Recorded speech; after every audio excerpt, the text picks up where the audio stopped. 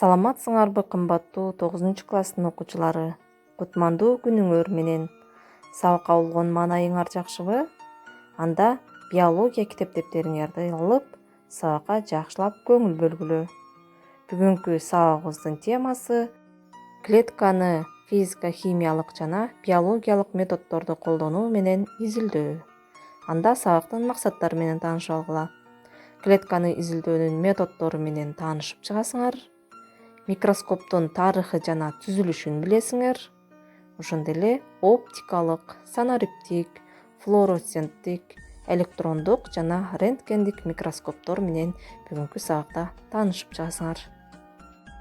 Алгач микроскоптун тарыхы жөнүндө маалымат ала алгыла. 1590-жылы голландиялык көз айнек чебери Ханк Янсен жана анын уулу Захар Янсен алгачкы микроскопту ойлоп табышкан дешет. Бирок аны Захар Янсен 17-кылымдын ортосунда гана жарыялаган. 1609-жылы Галилео Галилей томпок жана иймек линзадан турган курама микроскопту ойлоп тапкан. Ал эми 1600-жылы Кристиан Гюйгенс ахроматикалык жөнгө салынган жөнөкөй окулярдын 2 линзалуу системасын ойлоп тапкан. Андан кийинки ачылыш Антони ван Левенгукка таандык.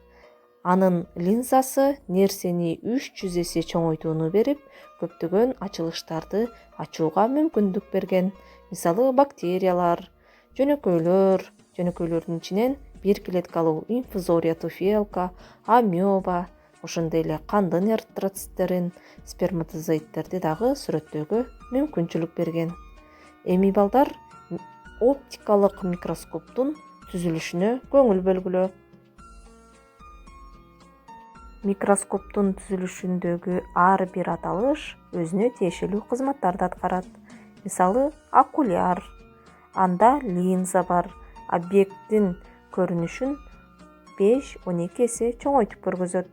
Ал эми тубус объективден жарыктын нуру өтүүчү түтүкчө объектив менен окулярды бириктирип турат.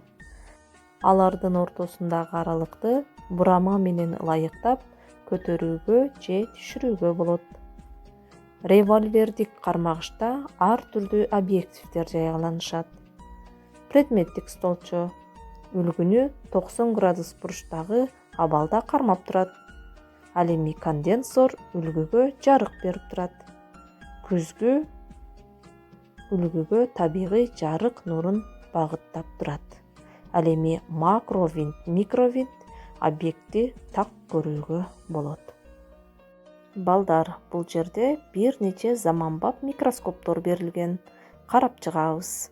Биринчиси санариптик микроскоп, кийинкиси тринокулярдык микроскоп, андан кийинки флуоресценттик же эпифлуоресценттик микроскоптор.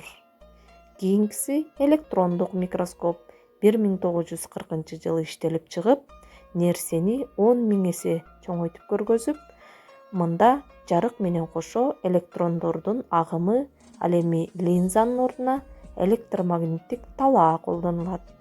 Ошондуктан анын жардамы менен клетканын ичиндеги органчалар, башкача айтканда органоиддердин түзүлүшүн дагы көрүүгө мүмкүнчүлүк берген. Кийинкиси стереомикроскоп жана рентгендик микроскоп. Мында рентген нурунун жардамы менен заттын микроскоптук түзүлүшүн изилдөөчү курал болуп саналат. Оптикалык микроскопко караганда 2 эсе жогору 10 нанометрге чейин чоңойтууну берип турган. Эми балдар, клетканы изилдөөнүн 5 методу бар. Таанышып чыгабыз. Биринчиси микроскоптоштуруу методу. Мында майда объектилерди көрүү, практикада колдонуу жана даярдоонун технологиясы. Мында микроскоптор колдонулат. Экинчиси рентген структуралык анализдөө методу.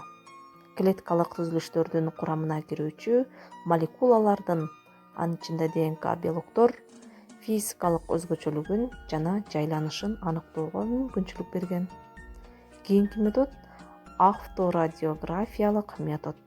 клеткадагы заттардын ташылуу жолун аныктоо, клеткалардын бөлүнүшүндө өздүк өзгөчөлүгүнө байкоо жүргүзүүдө колдонулат.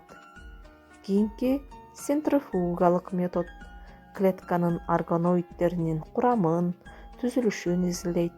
Клеткалык чел кабыгы бузулган, майдаланган ткандарды пробиркага салып, центрофугага айландырат.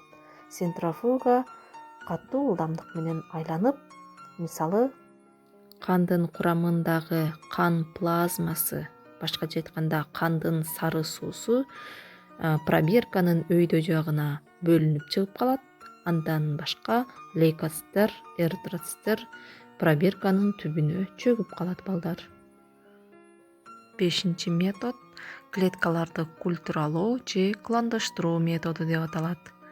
Америкалык эмбриолог биринчи жолу денеден тышкары чөйрөдө эмбриондук жана кээ бир жетилген клеткалар дагы өлчүп жана өсө алышаарын көргөзгөн тажрыйбада.